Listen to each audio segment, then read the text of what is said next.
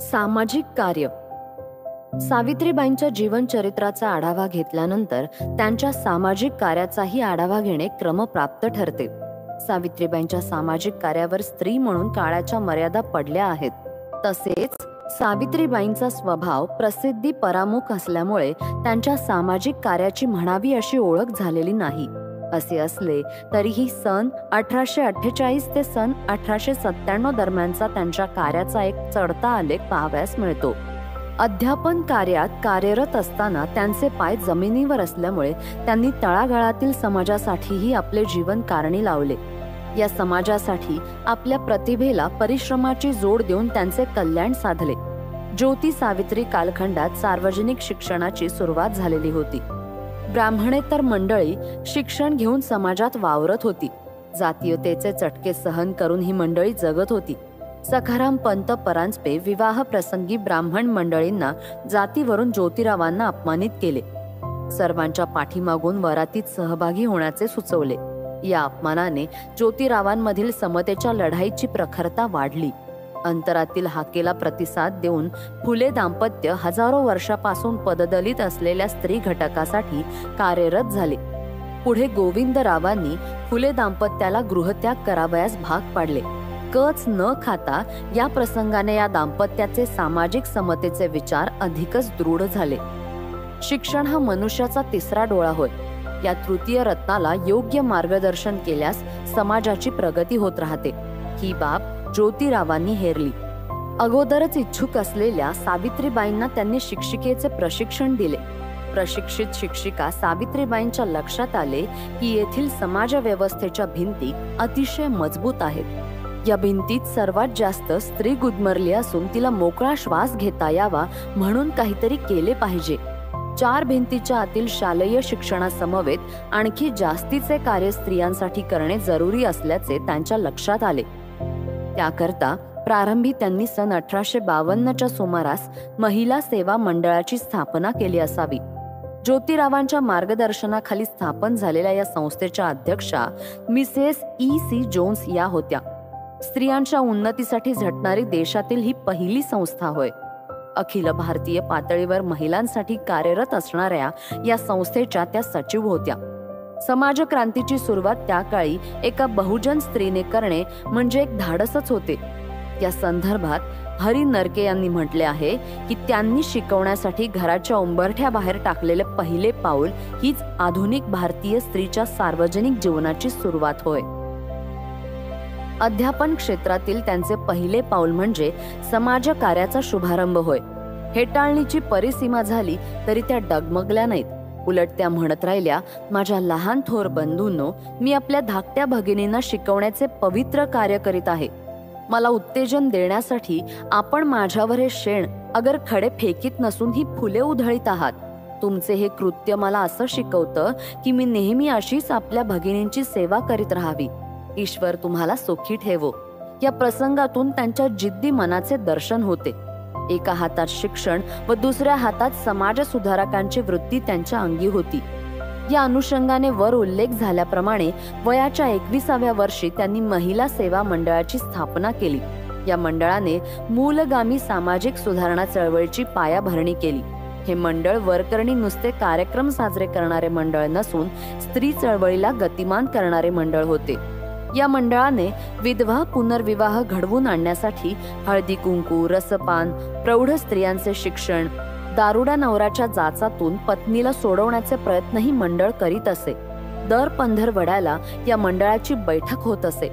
Mrs Johne's या मंडळाच्या अध्यक्षा असल्या तरी या मातीतील मूलगामी गूढ प्रश्नांची जाण आणि भान त्यांना कसे असणार? बहुधा या सर्व कार्याची सिद्धता सावित्रीबाईंच्या खांद्यावर असणार. मंडळ स्थापन होण्याअगोदर सावित्रीबाईंनी स्त्री म्हणून अनेक प्रकारचे दुःख भोगले होते.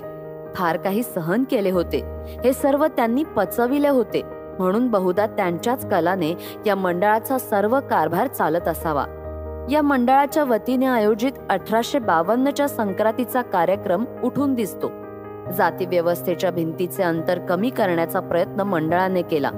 14 जानेवारी 1852ला मंडळाच्या वतीने हळदी कुंकवाचा कार्यक्रम मोठ्या प्रमाणावर घेण्यात आला. या कार्यक्रमाची पत्रिका छापण्यात आली. गावगाड्यांच्या अंकात ही पत्रिका पुन्हा पुनर्मुद्रित करण्यात आली. पत्रिकेचा काही अंश असा: समारंभ सायंकाळी 5 वाजता आहे. कोणत्याही जातीच्या अथवा धर्माच्या बायका आल्या तरी त्या एकाच जाजमावर बसतील. जातीभेद व पक्षपात न करता सर्वांना सारखेच मानून हळदी कुंकू लावण्यात येईल आणि तिळगुळ वाटण्यात येईल. सौ सावित्रीबाई भ्रतार ज्योतिराव फुले, सेक्रेटरीण, महिला सेवा मंडळ. वरवर दिसणारे हे हळदी कुंकवाचे आमंत्रण म्हणजे देशात होऊ घातलेल्या समाजक्रांतीची सुरुवात होती. भजनातील, भोजनातील, पाणवठ्यावरील एकमेकांच्या सहवासातील दुराव्याच्या वर्तणुकीला सुरुंग लावणारी ही प्रक्रिया ठरली. 21व्या शतकामध्ये कोणाला या सामाजिक विषय पत्रिकेमध्ये प्रतिगामित्वाची छबी दिसेल. या ठिकाणी एक गोष्ट लक्षात घेतली पाहिजे की समाजात सर्वत्र विषमतेचा बोलबाला असताना हा कार्यक्रम आयोजित करण्यात आला आहे. तेव्हा या ठिकाणी धार्मिक दृष्टिकोन महत्वाचा नसून सामाजिक दृष्टिकोन महत्वाचा आहे. या प्रसंगी केवळ धार्मिक विचारपीठ वापरून सामाजिक परिवर्तनाच्या दिशेने टाकलेले हे पहिले पाऊल होय. नागरी संस्कृतीचे भान ठेवून तत्कालीन पुण्यासारख्या प्रतिगाम्यांच्या छावणीत सिंहाची आयाळ धरण्याचा सावित्रीबाईंचा हा प्रयत्न धाडसाचा आहे. या कार्यक्रमातून किमान बैठकीतील समता प्रस्थापित करण्याचा प्रयत्न झाला. काळाचा विचार करता सावित्रीबाईंचे हे धाडस महत्वाचे होते, कारण याच वेळेस पुण्याचे विचारवंत स्त्रियांनी जाकीटे घालावीत की घालू नये या विषयावर वादविवाद आयोजित करीत होते. तर फार पुढे म्हणजे 25 एप्रिल 1873 रोजी सरस्वतीबाई गोवंडे आणि सरस्वतीबाई जोशी यांच्या स्त्री विचारवती नावाच्या संस्थेच्या वतीने हळदी कुंकवाचा समारंभ घेण्यात आला होता. समारंभाच्या स्थानापासून एका कोपऱ्यात उपस्थित असलेल्या अस्पृश्य स्त्रियांना हळदी कुंकू वाटण्यात आले. या समारंभास सावित्रीबाई फुले उपस्थित होत्या किंवा नाही हे कळत नाही. सावित्रीबाईंच्या समता ममतामयी कर्तृत्वाचा खरा आलेख त्यांच्या बालहत्या प्रतिबंधक गृहाच्या वात्सलमयी कार्यातून दिसून येतो. हे बालहत्या प्रतिबंधक गृह सुरू करण्यापूर्वी फुले दाम्पत्याचे स्नेही असलेले सदाशिवराव गोवंडे यांच्याकडे एक हृदय हेलावून टाकणारी घटना घडली. सदाशिवराव गोवंडे यांच्याकडे काशीबाई नावाची एक बालविधवा स्वयंपाकीण स्वयंपाकास होती. या बालविधवेस कोणा एका शास्त्री बुवांनी गोड बोलून फसवले आणि यातून काशीबाईस दिवस गेले. ती बाळंतीण झाली, परंतु लोकलज्जेपायी तिने भ्रूण हत्या केली. भ्रूण हत्येनंतर हे बाळ तिने गोवंड्याच्या परसातील विहिरीत फेकून दिले. नंतर हे शव फुगून वर आले.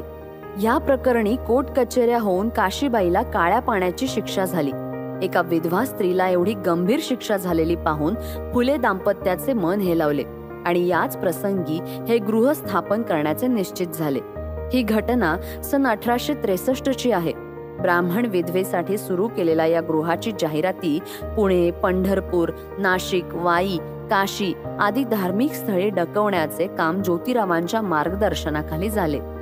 या गृहाची संपूर्ण भिस्त सावित्रीबाईंवर होती. गोपाळहरी भांडारकर, नवरंगे, परमानंद, तुकाराम, तात्या पडवळ आदी सद्गृहस्थांनी या गृहासाठी मदत केली. या गृहात प्रशिक्षण घेतलेल्या 4 सोयीणी कार्यरत असत.